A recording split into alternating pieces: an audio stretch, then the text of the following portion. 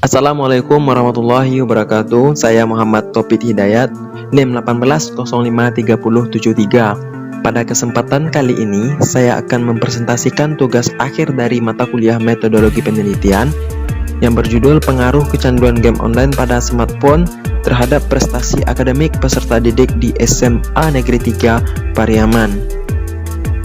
Adapun beberapa pembahasan kita pada kesempatan kali ini terdapat 3 bahasan pokok. Pertama yaitu pendahuluan, yang kedua itu landasan teoritis, yang ketiga yaitu pembahasan. Masuk ke bab 1, pendahuluan. Dalam pendahuluan ini pertama kita akan bahas tentang latar belakang masalah. Seiring dengan berkembangnya zaman, kemajuan teknologi pun tidak dapat dihindari, termasuk di dalamnya kemajuan di bidang internet. Salah satu perkembangan internet yang belakangan marak digemari oleh masyarakat adalah game online. Bermain game online di masa sekarang begitu populer di kalangan masyarakat, terutama di kalangan anak-anak usia sekolah. Maraknya permainan game online menyebabkan pemain menjadi kecanduan terhadap permainan tersebut. Kecanduan bermain game online dikenal dengan istilah game addiction. Artinya, si pemain seakan-akan tidak ada hal lain yang ingin dikerjakan selain bermain game, dan seolah-olah game tersebut adalah hidupnya. Kecanduan yang berlebihan dapat mempengaruhi prestasi akademik peserta didik. Kecanduan tersebut dapat memunculkan sifat malas belajar pada diri peserta didik.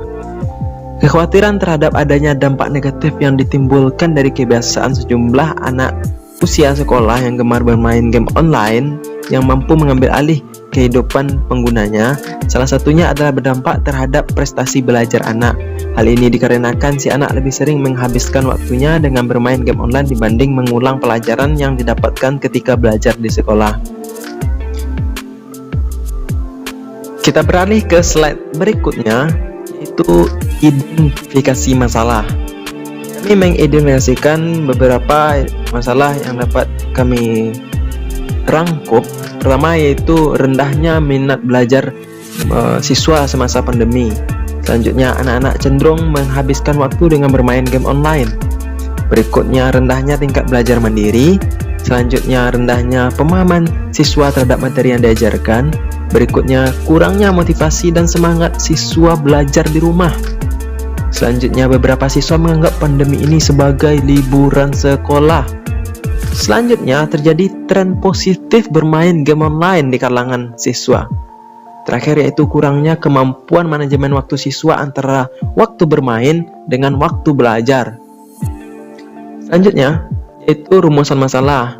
Dari masalah yang kita utarakan sebelumnya, kita merumuskan terdapat 2 masalah yang akan kami pecahkan pada penelitian ini. Bagaimanakah tingkat kecanduan atau intensitas game online yang dimainkan oleh peserta didik? Selanjutnya itu seberapa besarkah pengaruh game online terhadap peserta ataupun prestasi akademik peserta didik? Selanjutnya kita masuk ke hipotesis penelitian. Hipotesis yang peneliti ajukan adalah adanya pengaruh terhadap prestasi akademik peserta didik dalam proses pembelajaran dengan maraknya game yang berbasis online pada zaman modern sekarang ini. Nah, adapun tujuan dari penelitian kita ini, satu yaitu untuk mengetahui bagaimana tingkat kecanduan pengaruh game online terhadap prestasi akademik peserta didik. Kedua, untuk mengetahui seberapa besar pengaruh intensitas game online terhadap prestasi akademik peserta didik. Berikutnya kita masuk ke landasan teoritis.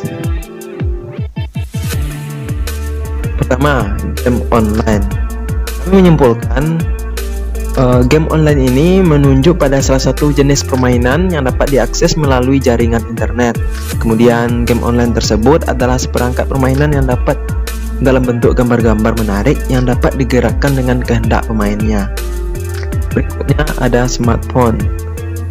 Smartphone ini adalah telepon genggam yang mempunyai kemampuan tingkat tinggi, kadang-kadang dengan fungsi yang menyerupai komputer. Belum ada standar pabrik yang menentukan arti dari telepon cerdas ini. Bagi beberapa orang, telepon pintar merupakan telepon yang bekerja menggunakan seluruh perangkat lunak sistem operasi yang menyediakan hubungan standar dan mendasar bagi pengembang aplikasi. Kecanduan game online. Kecanduan game online ini dikenal dengan istilah game addiction. Artinya, seorang pemain atau player bermain secara berlebihan, seakan-akan tidak ada hal yang ingin dikerjakan selain bermain game, dan seolah-olah game ini adalah hidupnya. Kecanduan game online merupakan salah satu bentuk kecanduan yang disebabkan oleh teknologi internet atau dikenal dengan istilah Internet Addictive Disorder. Nah, kemudian adapun 3 faktor yang mempengaruhi kecanduan game online ini, yakni gender atau jenis kelamin, kedua kondisi psikologis, ketiga jenis kelamin jenis game. Nah, kita beralih ke slide berikutnya, yaitu prestasi akademik. Prestasi akademik merupakan perubahan dalam hal kecakapan tingkah laku ataupun kemampuan yang dapat bertambah selama beberapa waktu dan tidak disebabkan oleh proses pertumbuhan, melainkan karena adanya proses belajar. Prestasi akademik juga dapat diartikan sebagai istilah untuk menunjukkan suatu pencapaian tingkat keberhasilan tentang suatu tujuan, karena suatu usaha belajar telah dilakukan oleh seorang secara optimal. Dan berikut ada faktor yang mempengaruhi prestasi akademik ini, yaitu pertama ada faktor internal, meliputi faktor fisiologis, faktor psikologis, bakat khusus, dan selanjutnya ada faktor non-intelektualitas seperti minat, motivasi, sikap, atau kepribadian. Berikutnya ada faktor eksternal.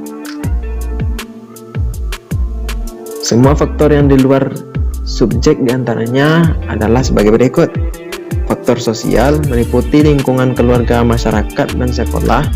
Kedua, faktor ekonomi meliputi penghasilan atau pendapatan diterima untuk menunjang kebutuhan sehari-hari. Ketiga, itu faktor budaya meliputi ada istiadat, kesenian, dan sebagainya. Dan keempat, ada faktor lingkungan fisik. Dan terakhir, ada faktor spiritual. Kita beralih ke slide berikutnya tentang hasil belajar. Oke, hasil belajar ini adalah sebuah kalimat yang terdiri dari dua kata antara hasil dan belajar. Berarti sesuatu yang diadakan, dibuat, dijadikan oleh usaha. Belajar adalah usaha memperoleh kepandaian atau ilmu. Jadi dapat kita simpulkan bahwa hasil belajar adalah kemampuan yang dimiliki oleh siswa setelah menerima proses pembelajaran atau pengalaman belajarnya. Hasil belajar memiliki peranan penting dalam proses pembelajaran. Kita beralih ke slide berikutnya, yaitu bab ketiga, metodologi penelitian. Di sesi pertama kita akan membahas tentang jenis penelitian.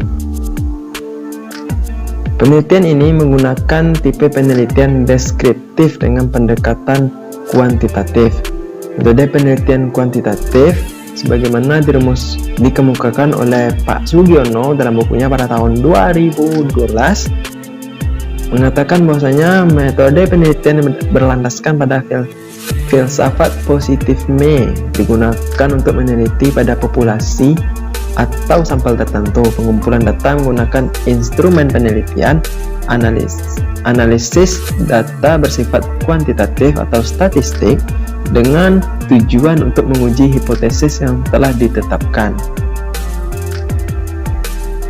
Penelitian deskriptif dalam penelitian ini dimaksudkan untuk mendapatkan gambaran dan keterangan-keterangan mengenai pengaruh intensitas game online terhadap prestasi akademik peserta didik di sekolah SMA Negeri 3 Pariaman.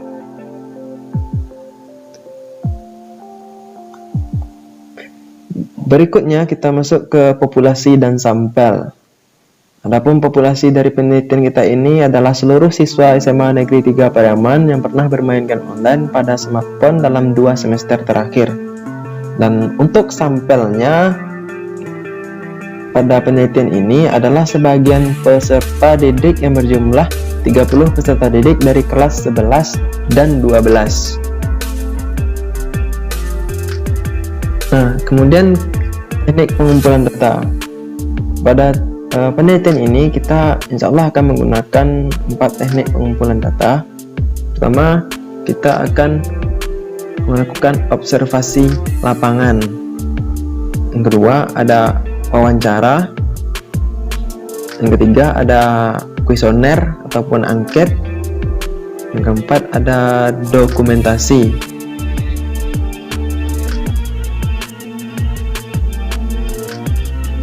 Berikutnya, instrumen penelitian. Nah, instrumen penelitian yang kita gunakan pada kesempatan kali ini yaitu ada 2, ada kuesioner dan dokumentasi nilai lapor yang kita peroleh dari pihak sekolah tersebut. Untuk pengembangan instrumen dari kuesioner ini dapat kita lihat pada slide ini, yaitu ada angket penelitian. Kita mendesainnya seperti ini. Ada identitas. Pertama, kita ada kolom identitas, boleh menggunakan inisial, usia, jenis kelamin, pendidikan, game yang dimainkan, lama bermain game, tempat bermain game, sudah bermain game selama berapa waktu. Selanjutnya, untuk skala dalam penelitian ini berupa pertanyaan dengan 5 alternatif bentuk jawaban yang harus dipilih oleh responden. Alternatif jawaban yang kami sediakan yaitu ada sangat setuju atau disingkat dengan SS, setuju disingkat dengan S, ragu-ragu disingkat dengan RG, tidak setuju disingkat dengan TS, dan sangat tidak setuju disingkat dengan STS. Nah, kita akan memberikan sebanyak 23 pertanyaan kepada responden yang dapat dilihat pada makalah saya. Teman-teman, jika ada pertanyaan bisa di email ataupun di WA tertera pada slide. Terima kasih. Barangkali itu saja yang dapat saya sampaikan. Saya mohon maaf apabila masih banyak terdapat kekurangan dan mohon saran untuk penyempurnaan penelitian ini.